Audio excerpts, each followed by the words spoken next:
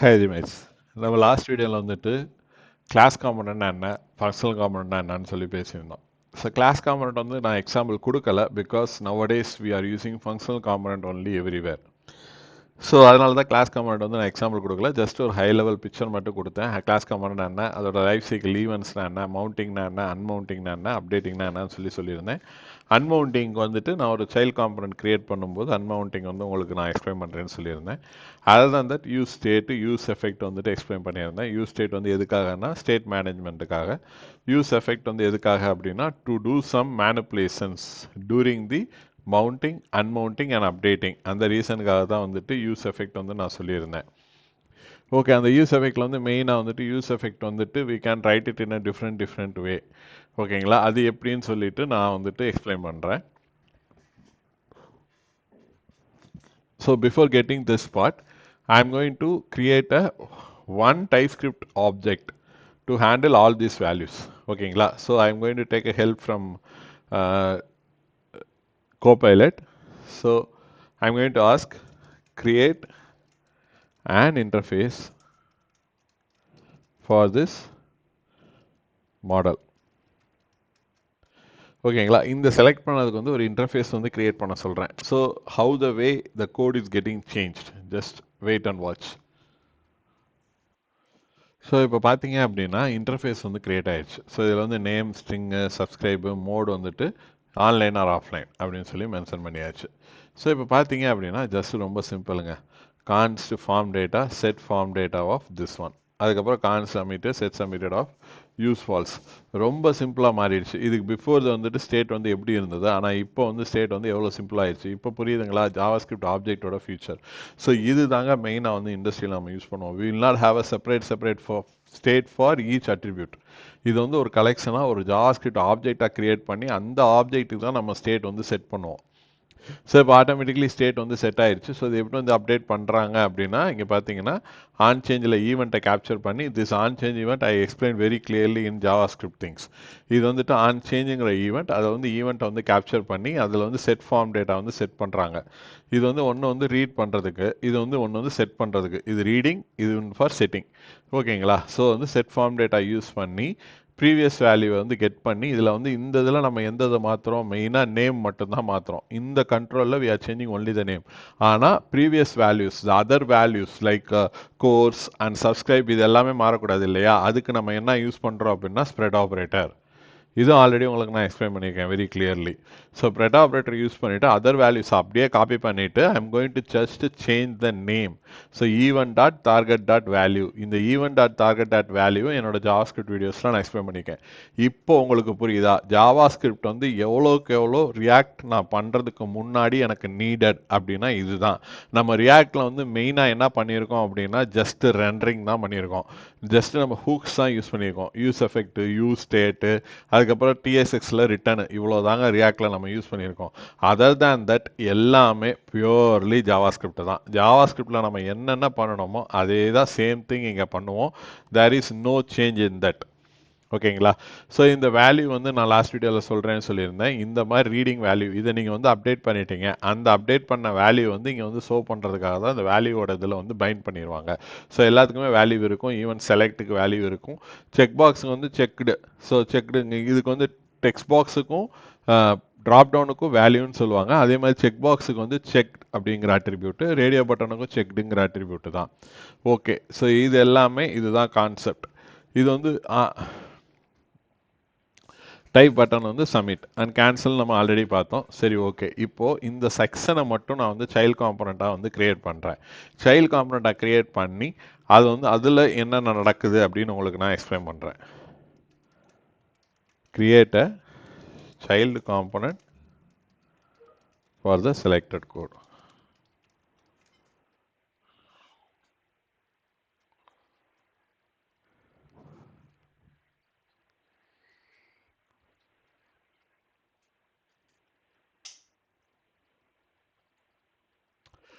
இப்போ நீங்கள் பார்த்தீங்க அப்படின்னா எனக்கு வந்துட்டு இன்னொரு காம்பனண்ட் வந்து சப்மிட்டட் டேட்டா அப்படின்னு சொல்லி ஒரு சைல்ட் காம்பனண்ட் வந்து எனக்கு கிரியேட் பண்ணிடுச்சு.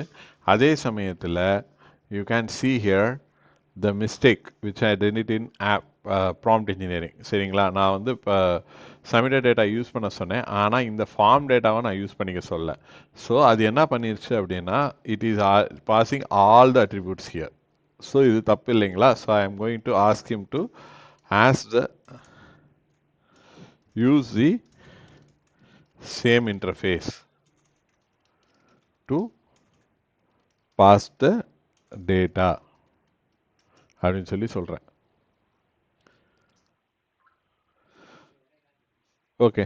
ஸோ இதில் பார்த்தீங்க அப்படின்னா you can see like we are sending instead of sending the number of attributes we are sending only the form data. ஓகேங்களா? நான் இப்போ வந்து கீப் பண்ணிவிட்டு இப்போ வந்து இது வந்து சைல்ட் காம்பனண்ட். இவனுக்கு பேர் என்ன அப்படின்னா இவன் வந்துட்டு he is a child component.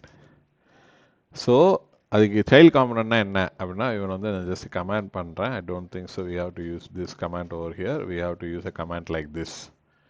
ஓகேங்களா? ரியாக்டில் வந்து கமாண்ட் வந்து இப்படி யூஸ் பண்ணணும். ஸோ சைல்ட் காம்பனண்ட்னா என்ன அப்படின்னா it is known by another component. So இந்த காம்பனண்ட் வந்து டிஃப்ரெண்ட் காம்பனண்ட். இப்போ சப்மிட்டட் டேட்டாங்கிறது totally different JavaScript function which will return a HTML element. இது வந்து டோட்டலி டிஃப்ரெண்ட் ஒன். ஆனால் இந்த காம்பனண்ட்டை நான் வந்து இன்னொரு காம்பனண்ட்டுக்குள்ளே யூஸ் பண்ணுறதுனால app.txs வந்து பேரண்ட் காம்பனண்ட் அப்படின்னு சொல்லி சொல்லுவாங்க. ஓகே, இந்த பேரண்ட் காம்பனண்ட்லேருந்து சைல்ட் காம்பனண்ட்டுக்கு நான் எப்படி டேட்டா அனுப்புறது அப்படின்னா how I can send a data to child component from is via props. So இதுக்கு பேர் வந்து ப்ராப்ஸ்ன்னு சொல்லுவாங்க. ஸோ ப்ராப்ஸ்னா என்ன அப்படின்னா ப்ராப்பர்ட்டிஸுங்க. ஒரு இந்த காம்பனண்ட் வந்து டிக்ளேர் பண்ணுறதுக்கும் இந்த காம்பனண்ட் வந்துட்டு ஜஸ்ட் எனக்கு வந்து ரீட் பண்ணணும் அதோட வேல்யூஸ் வந்து நான் அனுப்புறதுக்கும் அதுக்கு பேர் வந்துட்டு ப்ராப்ஸ் அப்படின்னு சொல்லுவாங்க. இப்போ இதில் வந்து நான் வந்து யூஸ் எஃபெக்ட் எழுதுறேன். ஃபார் எக்ஸாம்பிள் அன்மவுண்ட் வந்து நான் சொல்கிறேன்னு சொல்லியிருந்தேங்க இல்லைங்களா? யூஸ் எஃபெக்டில் I M going to say dependency array வந்து எனக்கு வந்து ஒரே ஒரு டைம் மட்டும் தான் ஃபயர் ஆகணும். அதனால் எம்டி டிபெண்டன்சி அரே கொடுக்குறேன். So I am going to return. So இப்போ பார்த்தீங்கன்னா இந்த ரிட்டர்ன் வந்துட்டு கன்சோலில் வந்து லாக் ஆகும். ஓகேங்களா? இப்போ ரன் பண்ணுவோமா? Go to terminal and run the old command npm run dev and copy the URL and இது ஆல்ரெடி ரன்னிங். ஸோ இப்போ வந்துட்டு பட்டன் வந்து சப்மிட் பண்ணுறேன். ஸோ ஆல்ரெடி இங்கே வந்து எல்லாமே வந்திருக்கு. பட்டன் வந்து கேன்சல் பண்ண நான் easy submitted data component unmounted. இப்போ புரியுதுங்களா? ரிட்டன் கீவேர்டு வந்துட்டு it will be firing use எஃபெக்டே தான். அந்த யூஸ் எஃபெக்ட் வந்துட்டு இங்கே வந்துட்டு எதுக்காக ஃபயர் ஆகும் அப்படின்னா I will remove this one here. Component வந்து மவுண்ட் ஆகுது, ஃபயர் ஆகுது. அதே இது சப்மிட்டட் டேட்டாவில் வந்துட்டு ரிட்டர்ன் போட்டதுனால இந்த பர்டிகுலர் செக்ஷன், இந்த பிளாக்குக்குள்ளே இருக்க செக்ஷன், இந்த ஸ்கோப்புக்குள்ளே இருக்க செக்ஷன் வந்துட்டு காம்பனண்ட் வந்துட்டு ரிமூவ் ஆக போகுது, அன்மவுண்ட் ஆக போகுது அப்படிங்கிற பட்சத்தில் வந்து ஃபயர் ஆகும். ஸோ இதுதான் அன்மவுண்ட். இப்போ உங்களுக்கு வந்து புரியுதா? யூஸ் எஃபெக்ட் வந்து I can use it for mount and for the unmount. இதுக்கப்புறம் யூஸ் எஃபெக்ட் வந்து இன்னொரு பர்பஸ்க்கு யூஸ் பண்ணலாம். அது எதுக்காக அப்படின்னா அப்டேஷனுக்காக யூஸ் பண்ணலாம். ஓகேங்களா? ஸோ எனக்கு ஃபார்ம் டேட்டா எப்போல்லாம் மாறுதோ அப்போல்லாம் எனக்கு இந்த யூஸ் எஃபெக்ட் வந்துட்டு அப்டேட் ஆகணும் அப்படின்னு நான் சொல்கிறேன். இந்த யூஸ் எஃபெக்ட் வந்து ட்ரிகர் ஆகணும்னு சொல்கிறேன். நீங்கள் பார்த்தீங்க அப்படின்னா இது வந்துட்டு just I will show it practically. So இப்போ வந்து ரன் பண்ணுறேன். இப்போ பார்த்தீங்க அப்படின்னா காம்பனண்ட் வந்து மவுண்டட் வந்து கிளிக் ஆயிடுச்சு. இப்போ நான் ஃபார் எக்ஸாம்பிள் அருண் குமார்னு டைப் பண்ணுறேன்.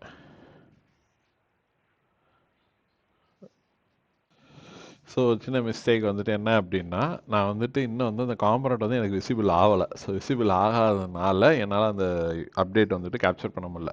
ஸோ இப்போ நான் எப்படி அப்டேட் யூஸ் எஃபெக்ட் வந்து நான் மாற்றிருக்கேன் அப்படின்னா just you see like when and all I am changing the form dot name எனக்கு வந்து இந்த கன்சோல் டாட் லாக் வந்து பிரிண்ட் ஆகணும் அப்படின்னு சொல்லியிருக்கேன். So I am going and typing Arunkumar. So you see submitted update component. ஆனால் இங்கே இதை ரியாக்ட்னு மாத்திரம் அங்கே எதுவுமே நடக்காது. ஈவன் ஆன்லைன் ஆஃப்லைன் அமுக்கிறேன் எதுவுமே நடக்காது. ஸோ பட் ஆனால் இங்கே போய் நான் நேம் மட்டும் மாற்றுறேன் அப்படின்னா it will be fire. So when and all I am changing the name. So அப்போ வந்துட்டு சைல்ட் காம்பனண்ட்ல வந்து இந்த வந்து யூஸ் எஃபெக்ட் வந்து ஃபயர் ஆகணும். இட் இஸ் இப்போ உங்களுக்கு புரியுதா? It is for updating, it is for unmount and we can write the same use effect for mount.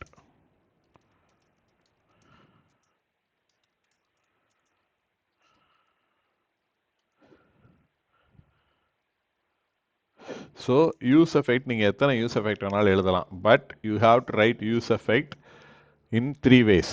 One வந்து மவுண்ட்டுக்கு, இன்னொன்று வந்து அன்மவுண்ட்டுக்கு, இன்னொன்று வந்துட்டு அப்டேஷனுக்கு. ஸோ இந்த வகையில் தான் யூஸ் எஃபெக்ட் வந்து எழுதணும். But in one component you can write n number of use effect, that won't affect anything. ஆனால் when you are writing a use effect, you have to be very, if you are writing updating use effect, you have to be very careful.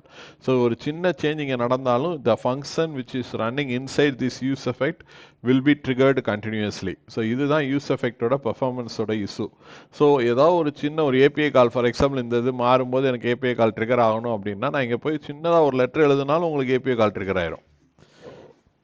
So you have to be very careful when you are doing use effect based on the dependency array. ஆனால் இது ரெண்டும் அப்படி கிடையாது. Mounting வந்து ஒரு time தான் பண்ணணும், அன்மவுண்டிங் வந்து ஒரு டைம் தான் பண்ணும். So you no need to worry about these things. But when you are writing and updating, you have to be very careful to avoid the unwanted errors. ஓகேங்களா? இப்போ உங்களுக்கு வந்து புரியும்னு நினைக்கிறேன் எப்படி வந்து பேரண்ட் காம்பனண்ட்ல இருந்துட்டு சைல்ட் காம்பனண்ட்டுக்கு வந்து நம்ம ரெக்கார்ட் வந்து அனுப்புகிறோம் அப்படின்னா communication. How I am sending a data from parent component to child component via props. ஓகேங்களா? It is a props. இதுக்கு பேர் வந்து ப்ராப்ஸ்ன்னு சொல்லுவாங்க. Parent will communicate with the child component via props. Child component will connect with the parent component via callback function அப்படின்னு சொல்லுவாங்க. Child component to connect with or communicate with parent component.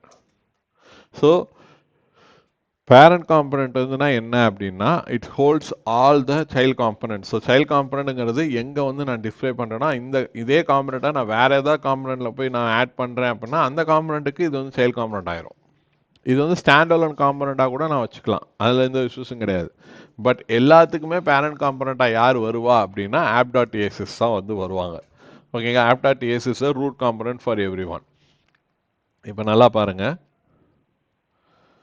So நான் இப்போ என்ன சொல்கிறேன் அப்படின்னா ஒரு on க்ளோஸுங்கிற ஈவெண்ட்டை வந்து கால்பேக் ஈவெண்ட் வந்து நான் இங்கே வந்து handle cancel on click. So இந்த ஈவெண்ட்டை நான் வந்துட்டு ஐ am sending to the child component. இப்போ நான் போய் பார்த்தேன் அப்படின்னா இங்கே வந்து க்ளோஸுங்கிற பட்டன் இருக்கும். இதை நான் கிளிக் பண்ணேன் அப்படின்னா ஆட்டோமேட்டிக்காக பேரண்ட் காம்பனண்ட்டில் இருக்க ஹேண்டில் கேன்சல் வந்து கால் ஆகும். ஸோ ஒரு பேரண்ட் காம்பனண்ட்லேருந்து சைல்ட் காம்பனண்ட்டுக்கு நான் கால் பண்ணுறது வயா ப்ராப்ஸ்னால, அதே இது சைல்ட் காம்பனண்ட்லேருந்து பேரண்ட் காம்பனண்ட்டுக்கு நான் கால் பண்ணுறது வந்து வயா கால்பேக் ஆர் வயா ஈவெண்ட்ஸ். ஓகேங்களா? ஈவெண்ட்ஸை தான் கால் பேக்குன்னு சொல்லுவாங்க. ஸோ இதுக்கு வந்து இன்னொரு ஹூக் வந்து யூஸ் பண்ணுவோம், அதை வந்து நான் நெக்ஸ்ட் வீடியோவில் எக்ஸ்பிளைன் பண்ணுறேன். ஜஸ்ட் அண்டர்ஸ்டாண்ட் பண்ணிக்கோங்க. ரொம்ப ரொம்ப இம்பார்ட்டன்ட் வந்து use state, hooks, mounting, unmounting, updating, அதுக்கப்புறம் வந்துட்டு child parent to child component and child component to parent component. Next prompt engineering. So prompt engineering ப்ராப்பராக இல்லை அப்படின்னா we will be redirect to a wrong code. அதுக்கப்புறம் important thing வந்துட்டு object. So இது எல்லாமே ரொம்ப ரொம்ப important when you are moving towards a industry based programming. Learning based ப்ரோக்ராமிங்கு நான் இவ்வளோ தெரிஞ்சுக்கணும்னு அவசியம் கிடையாது. ஆனால் இண்டஸ்ட்ரி பேஸ்ட் ப்ரோக்ராமிங்கில் நான் போகணும் அப்படின்னா எப்படி ஒரு ஸ்ட்ரக்சர் இருக்கும், எப்படி parent component to child component communication நடக்குது, எப்படி child component to parent component communication நடக்குது, எப்படிலாம் நான் ஹூக்ஸை யூஸ் பண்ணணும், இது எல்லாத்தையும் நீங்கள் தெரிஞ்சுக்கிட்டா மட்டும்தான் you can able to crack the interviews. ஓகேங்களா? ரொம்ப ரொம்ப இம்பார்ட்டன்ட் கொஸ்டின் வந்து how parent component can communicate with the child component, how child component can communicate with the parent component. ஓகேங்களா? So any question or any comments, please drop a message or drop an email. Please do follow us and subscribe to our channel. Thank you.